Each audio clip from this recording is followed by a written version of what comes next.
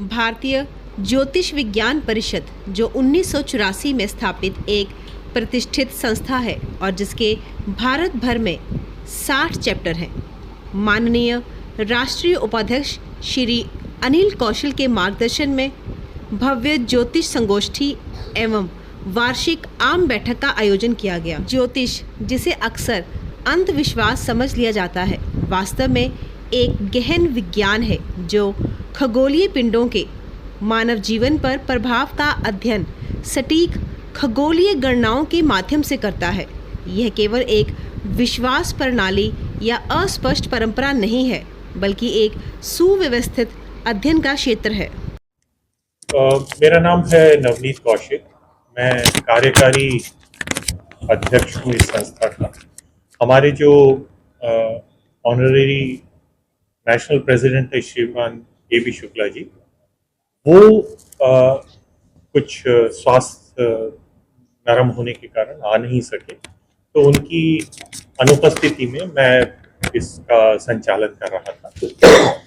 हमारा पर्पस ये रहता है कि साल में एक बार अपने जितने भी लाइफ मेंबर्स हैं उनको अपनी पिछले एक साल की प्रोग्रेस के बारे में बताएं, क्या क्या हमने इम्प्रूवमेंट किए हैं, हमारे फाइनेंशियल्स की स्टेटस क्या है, वो सब हम उन लोगों के साथ शेयर करते हैं। और फिर अगर उनका कोई सुझाव है उसको हम कंसिडर कर सकते हैं, ताकि अगले एक साल में उसको इम्प्लीमेंट करके और हम उस पर कार्य कर सकें। सर, एक तो अपनी संस्था का नाम बताइए और क्या काम करती है वो संस्था, उसके बारे में बताइए। तो हमारा संस्था का नाम है Indian council of astrological sciences. इसका एक्रोनिम है ICAS। और हम लोग ज्योतिष पढ़ाते हैं। ज्योतिष के जो मुख्य विषय हैं उसके अलावा जो दूसरे विषय हैं जैसे हस्तरेखा, वास्तु, नाड़ी, वो भी कराते हैं, लेकिन मुख्य जो कार्यक्रम है वो 2 साल का हम कराते हैं। और हमारे जो संस्थापक थे डॉक्टर PV रमन, उन्होंने ये संस्था 1984 में स्थापित की थी और उसके बाद से हम पूर्णतः वैज्ञानिक तरीके से इसको पढ़ाते हैं और उस वैज्ञानिक तरीके में आध्यात्म को जोड़ते हैं, क्योंकि ज्योतिष जो है वो दैविक विधा है, हमारे ऋषियों ने उसको दिया है। और हमारी कोशिश यही रहती है कि पूरा इसको मटेरियल ना रखें। पर्पस ये नहीं है कि मात्र इसके आधार पे आदमी पैसा कमाने लग जाए। जब तक ज्योतिषी समाज के लिए गाइड नहीं बनेगा, ज्योतिष पढ़ना बेकार है। जब तक ज्योतिषी ये नहीं बता पाएगा कि आज जो हम भोग रहे हैं उसके लिए हम खुद जिम्मेदार हैं, हमने जो गलतियां की थी जिसके कारण से आज हम दुख भोग रहे हैं, उनको ठीक करने की जरूरत है। तो ये जो आध्यात्म वाला विषय है ये बहुत इंपॉर्टेंट है। तो इसको जोड़ करके और वैज्ञानिक आधार दे करके हम ये ज्योतिष पढ़ाते हैं। तो सर, इसमें कितने स्टूडेंट्स आपके साथ काम इसके पास है? तो हमारा जो संस्था है वो रजिस्टर्ड है चेन्नई में, और आज की डेट में हमारा जो हेडक्वार्टर है वो बैंगलोर में है। मतलब हमारा जो सेक्रेटरी है वो बैंगलोर में है और वहीं से हम पूरा संचालन करते हैं। कितने स्टूडेंट्स सर इस वक्त हैं आपके पास? तो अगर आप ये देखें आज की डेट में 59 सेंटर चल रहे हैं इंडिया में, और स्टूडेंट हर 6 महीने में करीब 3 से 3,500 स्टूडेंट एग्जाम में अपीयर होते हैं। तो आप ये देख लीजिए कि हर 6 महीने में 3,000 बच्चे निकल गए, फिर 3,000 और आ जाते हैं। तो इस तरह से ये अनवरत चलता रहता है। सर, थोड़ा सा अगर पीछे जाएं तो एस्ट्रोलॉजी को सिर्फ धर्म और अध्यात्म से जोड़ा जाता था। अब हम बात करते हैं कि धर्म अध्यात्म के साथ साथ ये साइंस है, बहुत बड़ी साइंस है, एस्ट्रोलॉजिकल साइंस। अभी आप इसको बता रहे हैं, तो साइंस के साथ आप कैसे रिलेट करते हैं इसको? थोड़ा सा इस चीज को भी प्लीज क्लियर कीजिए। देखिए, ऐसा है कि एक मिथ बना हुआ है सर कि जनरली लोग इसको धर्म के साथ जोड़ते हैं। जिसने टीका लगाया है, जिसने कुर्ता पजामा पहना है, जिसने दाढ़ी रखी है वो ज्योतिषी है, जिसने टाई लगाई है ज्योतिषी नहीं है। सर, साथ में ऐड ऑन कर रहा हूँ, क्या एस्ट्रोलॉजी साइंटिफिकली प्रूव्ड है? मैं साथ ऐड तो पहली बात तो यह है कि बहुत खुशी हो रही है, किसी ने भी तिलक नहीं लगाया, किसी ने भी दाढ़ी नहीं बढ़ा। तो उद्देश्य ये नहीं है। जहां तक विज्ञान की बात है, आप ये देखिए कि हमने आधार क्या बनाया है। हमने आधार बनाया है उन खगोलीय पिंडों को, दी सेलेस्टियल बॉडीज लाइक 7 प्लैनेट हैं, 9 प्लैनेट हैं, लेकिन हम यूरेनस, नेपच्यून, प्लूटो को नहीं लेते हैं। तो जो प्लैनेट प्लस मून प्लस सन, इनको लेकर के हम चलते हैं। अब आप ये देखिए कि जब सूर्य और चंद्रमा एक लाइन में आते हैं, ज्वार-भाटा आता है पृथ्वी पे। क्यों आता है? क्योंकि वो वाटर बॉडी को अट्रैक्ट करते हैं and they are in one line और उसको अट्रैक्ट करते हैं।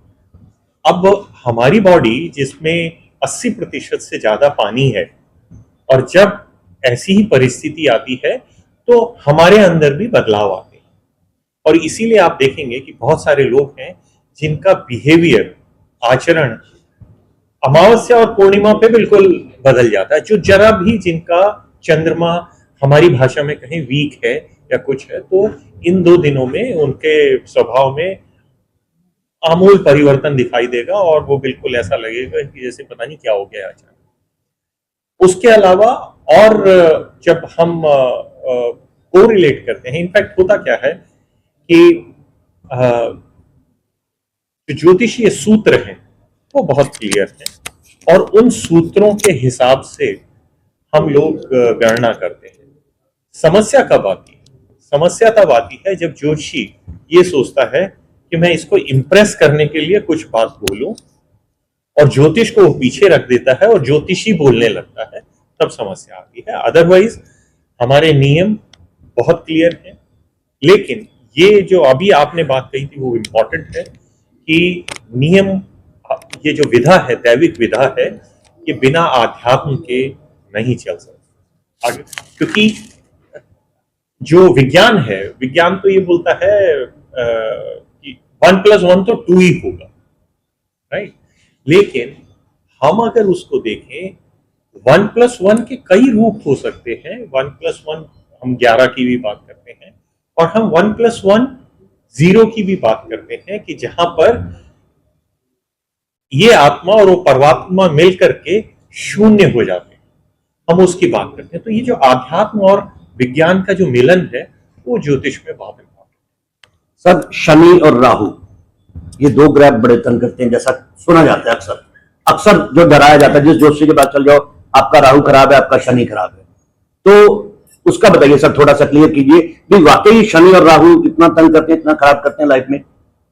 देखिए क्या है कि सोना कब खरा होता है? जब उसको गर्म किया जाता है, उसमें तेजाब डाला जाता है और तब वो निखर के आता है। शनि का भी काम यही है कि जो गलतियां की हैं उनको सुधारने का काम शनि करता है। और जहां तक ये बात है कि राहु और शनि सबको परेशान करते हैं, ये बिल्कुल गलत है। इनफैक्ट इस मटेरियल वर्ल्ड में सबसे ज्यादा फायदा करने वाला ग्रह राहु है, क्योंकि राहु माया का प्रतीक है और वो इस पैसे की माया जो चारों तरफ चल रही है उसमें सबसे ज्यादा हेल्प करता है।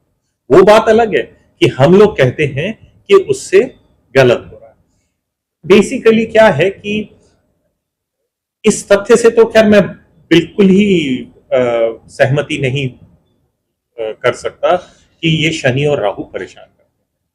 दूसरा, एक और जो बार बार हम बात बताते हैं, क्योंकि वहां शनि और राहु का रोल आता है कि जब किसी का अच्छा समय चल रहा होता है, आदमी गलतियां तब करता है, क्योंकि वो जब गलती करेगा, अच्छा समय चल रहा है तो वो पकड़ा नहीं जाएगा।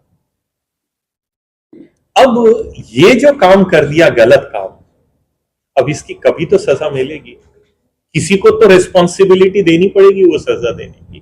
तो वो हमने शनि को दे रखी है। हमारे ऋषियों ने शनि को दंडाधिकारी बोला है, और जिसने जैसी गलती की, लेकिन अगर किसी ने अच्छा काम कर रखा है तो उसको शनि अच्छे फल भी देता है। तो ये बहुत इंपॉर्टेंट चीज है। और राहु का काम भी इसी तरह का है कि अगर पूर्व जन्मों में अच्छा कार्य किया हुआ है तो राहु उसको मटेरियल लेवल पे बहुत ऊपर लेके जाता है। लेकिन समस्या बस वही आती है कि जब अच्छा समय चल रहा है तब आदमी गलती करता है और अपने लिए भविष्य के लिए एक प्रॉब्लम क्रिएट करता है। सर, कई लोग एस्ट्रोलॉजी को भी नहीं मानते, भगवान को भी नहीं मानते, पर अच्छा जीवन व्यतीत कर रहे हैं। पर कई लोग पंडितों के पास भी जाते हैं, और भगवान की पूजा करते हैं पर वो अच्छा जीवन व्यतीत नहीं कर रहे, तो इसमें साइंटिफिकली कैसे रहेगा कि एस्ट्रोलॉजी में इसमें क्या फर्क रहेगा फिर जो अच्छा जीवन व्यतीत कर रहा है वो तो एस्ट्रोलॉजी को मान भी नहीं रहा है, देखिए पर जो पाठ भी कर रहा है वो एस्ट्रोलॉजी को भी मान रहा है। देखिए क्या है कि हम लोग पूरी कोशिश ये करते हैं कि अपने जो साथी लोग हैं, जो लोग हैं, उनको ये समझाया जाए अंतःकरण से शुद्ध होना है, ना कि मात्र इस चीज से।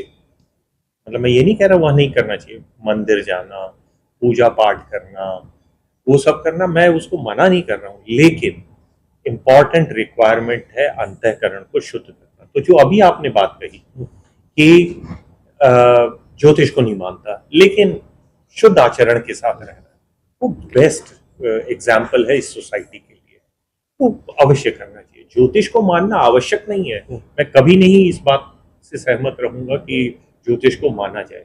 ज्योतिष को समझ करके उसके मदद से आध्यात्म के रास्ते पे आगे चला जाए, ये ज्योतिष का उद्देश्य है।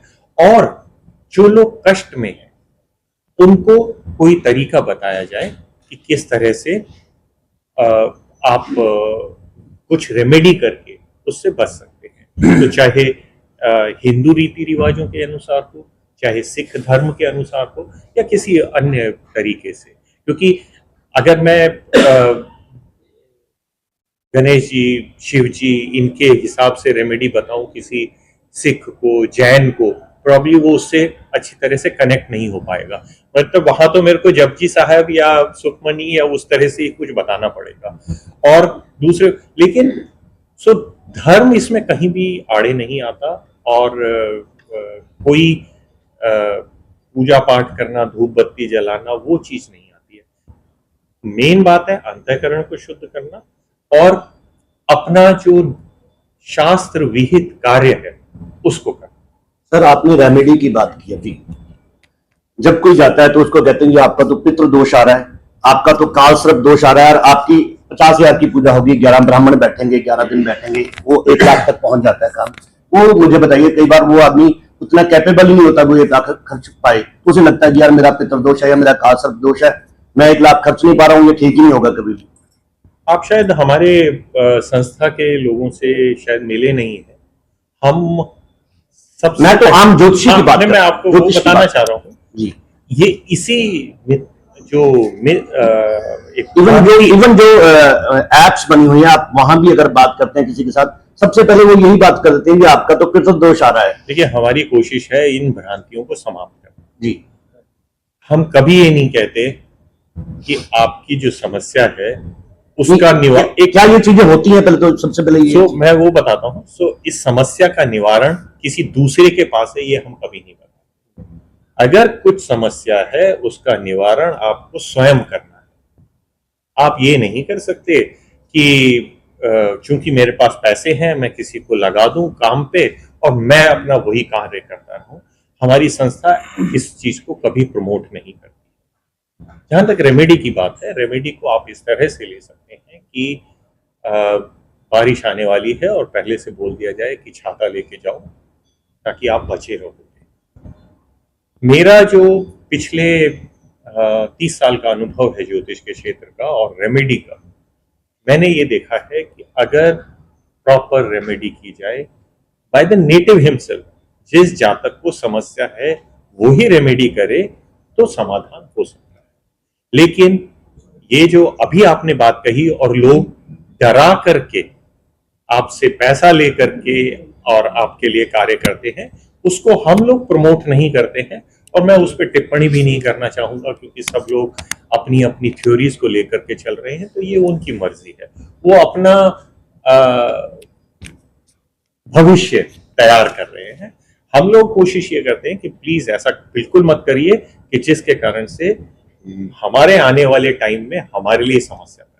लेकिन आपको नहीं लगता है कि जो आपकी काउंसिल है इस तरह के अवेयरनेस फैलाने में आप लोग कहीं ना कहीं पीछे रहे हो? क्योंकि जो बात भाई साहब ने कहा कि वर्तमान में तो यही चल रहा है कि हर कोई कहता है, फोन पे कर देता है कि इतने लाख की पूजा कर लीजिए और आप पंडित जी को बैठा दीजिए और वो अपने ऑफिस में बैठा हुआ क्या कर रहा है क्या नहीं, लेकिन पूजा हो रही है।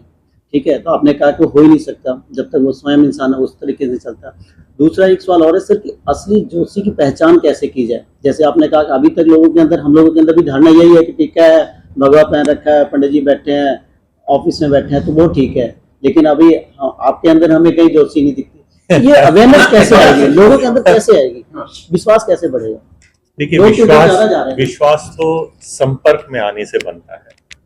आप मेरे साथ रहिए, मतलब मेरे से 2-4 बार मिलिए, बातचीत करिए, और अगर भरोसा बने तो आप मेरे से संवाद करें ज्योतिष पे, और जो भी उससे रिलेटेड चीजें हैं उसको निशानी भी यही है, कोई ज्योतिषी नहीं कहेगा कि ये इतने का पाठ कराओ। नहीं, मैं कभी आपको ये नहीं कहूंगा कि आप आके मेरे को अपनी कुंडली दिखाइए। I will never say that. आपकी श्रद्धा बनती है, आप मेरे से जब संवाद करते हैं, आपको विश्वास होता है कि हाँ, इनको कुछ जानकारी है ज्योतिष से संबंधित, तो आप मेरे से मिलिए, बात करिए। लेकिन मैं कभी आपको आके नहीं कहूंगा कि अरे मैं तो वहां आईकास में बहुत बड़े ओहदे पे हूँ और वहां मैं ज्योतिष पढ़ाता हूँ और 20 साल 50 साल से ज्योतिष पढ़ा रहा हूँ, इसलिए मेरे को आके दिखाओ। नेवर। नहीं सर, तो आपको नहीं लगता कि इस चीज को रोका जाना चाहिए? क्योंकि वो लोग मिसगाइड कर रहे हैं। बिल्कुल देखिए, ऐसा नहीं है, कस्टमर हैं, लोग परेशान भी हैं, लोग जाना चाहते हैं, लेकिन अक्सर वही जा रहे हैं क्योंकि आपकी अवेयरनेस नहीं पहुंच रही लोगों तक, लोग अवेयर नहीं है। और आप कह रहे हो कि मतलब उधर नहीं जाना चाहिए, तो रोकना भी तो आपकी काउंसिल का आर्गुमेंट है। बिल्कुल, जैसे वैसे करें कि आप उसको एस्ट्रोलॉजिकल साइंस कहकर उसको प्रमोट कर रहे हैं, और दूसरी तरफ भ्रांतियां जब फैलती हैं किसी भी चीज के बारे में, तो डेफिनेटली लोग डिमोरलाइज होते हैं, उस चीज की तरफ जाते नहीं है फिर। तो आप जब उसके लिए अच्छा काम कर रहे हैं तो डेफिनेटली कहीं ना कहीं बुरा भी करना चाहिए। सो नहीं, बिल्कुल बात सही है आपकी, और उसी का मैं आपको कोई, of course the number is very small. मैंने ये कहा कि अप्रैल 2021 में 471 स्टूडेंट अपीयर होते थे हर 6 महीने में, आज 3500 स्टूडेंट अपीयर होते हैं, और धीरे धीरे हम ग्रो कर रहे हैं। और दूसरी बात ये है कि चूंकि हम लोगों का उद्देश्य पैसा कमाने का नहीं है, आप ये जितने भी देख रहे हैं हम लोग हैं, हम लोग निस्वार्थ पढ़ाते हैं, कोई हम ऑर्गेनाइजेशन से पैसा नहीं लेते हैं। हमारा सिर्फ उद्देश्य ये है कि इस दैविक विधा का दुरुपयोग ना हो। जितने लोग हमारे संपर्क में आए वो उसका मुख्य उद्देश्य समझे और आध्यात्म की ओर आगे बढ़े। ये जो एक गलतफहमी फैलाई जाती है कि भाई आपकी जो मर्जी प्रॉब्लम हो हम सॉल्व कर देंगे, ये सब बिल्कुल गलत है, इम्पॉसिबल है। हम जब कुंडली देख करके ये आइडिया लगता है कि हाँ कुछ संभावना दिख रही है, तो ही हम मदद का हाथ आगे बढ़ा। सर, आपकी संस्था में क्या सिर्फ ब्राह्मण ही आके सीख सकते हैं, कोई भी आ सकता है? ओपन है ये सारा? देखिए, हम लोग ये बताते हैं कि जन्मनो जायते शूद्र, हर व्यक्ति जब पैदा होता है वो शूद्र होता है, एवरीवन। और फिर कर्म के हिसाब से अपना अपना जाति ग्रहण करता है। मैं उस पैदा होने वाली जाति की बात नहीं कर रहा हूं कि ब्राह्मण के घर पैदा हुआ ब्राह्मण हो गया, शूद्र के घर पैदा हुआ शूद्र हो गया, ये मैं इसकी बिल्कुल बात नहीं। मैं सिर्फ ये कह रहा हूं कि जो जैसा अर्जन करता है उसके हिसाब से वो बनता है। तो हमारे यहाँ ऐसा कोई रेस्ट्रिक्शन नहीं है, और ना हम फॉर्म पे पूछते हैं कि भाई आपकी जाति क्या है, क्योंकि हमें मतलब ही नहीं है, क्योंकि फंडामेंटल्स बहुत क्लियर है कि सब पैदा जब होते हैं तब शूद्र होते हैं, और उसके बाद अपने कर्मों के हिसाब से आगे बढ़ते हैं। तो एस्ट्रोलॉजी होगी, लाल किताब होगी, वास्तु, इसको रिलेट कैसे करते हैं? क्या एक ही चीज है कि अलग अलग मायने इनके? ये बेसिकली इस तरह से है कि साइंस है, साइंस में बायोलॉजी है, केमिस्ट्री है, फिजिक्स है, फिर केमिस्ट्री में भी बायोकेमिस्ट्री है, ये केमिस्ट्री है। तो इस तरह से मुख्य विषय तो वही है ऊपर, दैविक ज्ञान, और उसमें पहले ज्योतिष है, ज्योतिष, और फिर उसके बाद उसकी अन्य शाखाएं हैं जैसे वास्तु हो गई। और मैं लाल किताब के बारे में तो यही कहूंगा कि हमने अपने इंस्टीट्यूट्स में लाल किताब के लिए मना किया हुआ है कि वी विल नॉट टीच लाल किताब। अच्छा सर, सोशल मीडिया पे जनरली आप देखते हैं कि आजकल प्रेडिक्शंस बहुत हो रही हैं, क्या एस्ट्रोलॉजी जो है वो ठीक प्रेडिक्शन कर सकती है?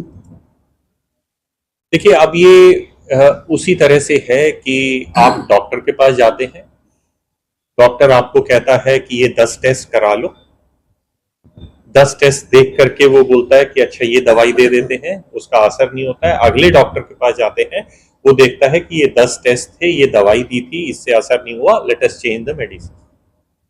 ज्योतिष में भी अगर बहुत ही होनहार डॉक्टर होगा या बहुत ही होनहार ज्योतिषी होगा तो फर्स्ट अटेम्प्ट में ही बहुत अच्छी प्रेडिक्शन करके आपको बता देगा। लेकिन अगर ऐसा नहीं है, थोड़ा कम एक्सपीरियंस है, नॉलेज है, तो वो गलती करेगा, फिर आप अगले ज्योतिषी को रेफर करेंगे और वो कहेगा और शायद वो आपको सही निकल आए तो आप कहेंगे वो ज्यादा बेटर। तो देखा जाए तो वो मेडिकल प्रोफेशन और एस्ट्रोलॉजी वाला प्रोफेशन ऑलमोस्ट पैरेलल चलता है। तो कोई अगर ये कहे कि मैं 100% बता दूंगा, ये बिल्कुल गलत है। हम लोग अपने साथियों को बहुत क्लियर बोलते हैं, अगर आपकी 80% भविष्यवाणी सही निकलती है तो आप ज्योतिषी बन गए। 100% तो वही बता सकता है और कोई नहीं। सर, जैसे आपकी संस्था काम कर रही है, क्या लगता है कि बच्चे या यूथ आज इसको करियर की तरह ले रहे हैं, आज की प्रोफेशनली इसको चला जाए? देखिए, प्रोफेशन वाला जो पार्ट है ये हमने इंडिविजुअल की चॉइस पे छोड़ा हुआ है। हम लोग उसका उदाहरण ही मैंने आपको दिया कि हम सब लोग ज्योतिष से कुछ भी नहीं कमाते हैं। ये उसी तरह से है जैसे हमसे तो ज्वाइन जब हमने किया था आईकास और ज्योतिष, तो हमें पहले ही एक तरह से शपथ दिला दी थी कि इसको हम धनोपार्जन का जरिया नहीं बनाएंगे।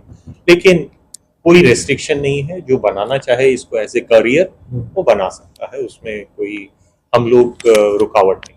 लेकिन आपको क्या लगता है कि अगर कोई बच्चा मान लीजिए इस लाइन में आना चाहता है और अपने पेरेंट्स से बात करता है, जो वर्तमान में चल रहा है सारा कुछ, कोई पेरेंट्स इसको अलाउ करेगा कि जाके आप ज्योतिषी बन जाओ? जब मोटिव, क्योंकि हर एक के माइंड में होता है कि पैसा कमाना है, लाइफ सेट करनी है, और ये एक ऐसा करियर आप बता रहे हैं कि जिसमें पहले तो पैसा है ही नहीं, पैसे के बारे में ज़्यादा सोचना नहीं है, तो लगता है कोई बच्चा खड़ा होता है तो उसको पेरेंट्स अलाउ कर देंगे कि आप जाओ और ये काम करो? तो देखिए, इसमें अधिकतर लोग एज करियर वो चूज करते हैं जिनके पेरेंट्स भी इसी क्षेत्र में, तो वो तो बाकायदा प्रमोट करते हैं अपने बच्चों को कि yes you follow the same career. लेकिन जहां तक पढ़े लिखे यूथ की बात है, अगर आप ये देखेंगे कि हमारे यहाँ इंजीनियर्स सबसे ज्यादा आते हैं, चारों इंजीनियर बैठे। सबसे ज्यादा इंजीनियर्स आते हैं। और सर 30 तारीख को मेट्रो रेलवे के डायरेक्टर रिटायर हुए हैं। तो हम सब लोग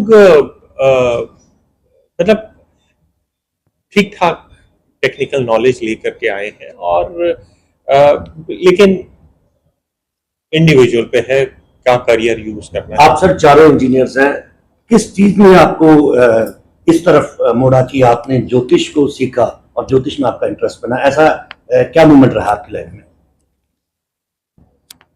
अब इसमें तो अलग अलग बातें अलग अलग लोगों के साथ हो सकती कुछ है। तो कारण होता है कि आप लोग की तरफ जाते हैं। मैं अभी पीछे स्पीच में भी बोल रहा था, 4 रीजन हम देते हैं: आर्त, जिज्ञासु, अर्थार्थी और ज्ञानी। आर्त होता है जो दुखी होता है, दुख में पहले ज्योतिषी के पास जाता है अपनी पत्री दिखाने, और उसके बाद सोचता है अच्छा मैं ही सीख लूं, तो ये पहली श्रेणी हो गई। और तीसरी वाली जो मैंने बोला, अर्थार्थी, जिसको आर्थिक लाभ लेना है, समाज में ये दिखाना है अरे मैंने तो कमाल कर दिया, तो ये दे। हम जो अधिकतर हैं वो जिज्ञासु वाली श्रेणी में है, जानना चाहते हैं। जब ज्वाइन किया था तब इनमें से कुछ भी हो सकता है, मैं I will not comment on that, लेकिन आज की डेट में ये सब जिज्ञासु हैं और कोशिश कर रहे हैं कि कितनी गहराई तक जा सकते हैं। मैं आपको ये बता दूं कि जैसे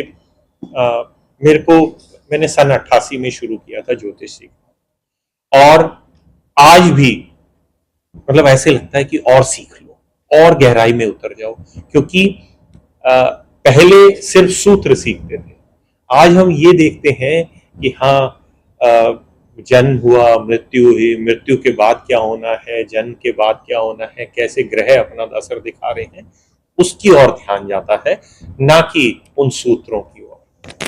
सर एस्ट्रोलॉजी में क्या लास्ट तक क्या कहाँ तक पढ़ाई है, पीएचडी तक जाती है एस्ट्रोलॉजी के, किसी लिमिट तक की रह जाती है? देखिए, हमारी संस्था तो इस तरह का कोई कार्य नहीं कर सकती है, लेकिन देश में ऐसी कई संस्थाएं हैं जो बाकायदा प्रॉपर डिग्री देती हैं ज्योतिष के क्षेत्र में।